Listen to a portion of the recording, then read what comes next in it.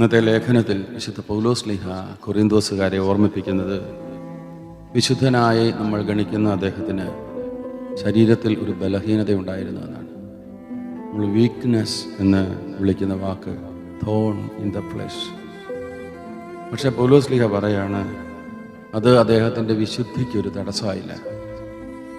നമ്മളെല്ലാവരും ശരീരത്തിൽ വസിക്കുന്ന നമുക്ക് ശരീരത്തിൻ്റെ ബലഹീനത ഉണ്ട്.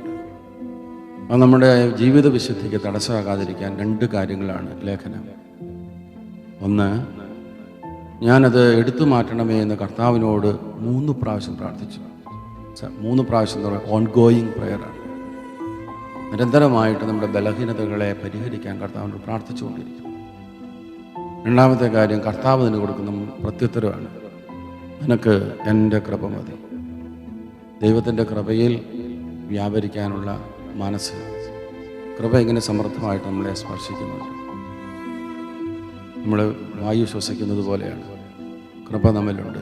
മാമോദീസ സ്വീകരിച്ച എല്ലാവർക്കും ദൈവത്തിൻ്റെ കൃപ ഔദാര്യമായിട്ട് സമൃദ്ധിയായിട്ട് നൽകപ്പെടുന്നുണ്ട്. ദൈവത്തിൻ്റെ കൃപയിൽ വിശ്വസിച്ച് ജീവിക്കുക.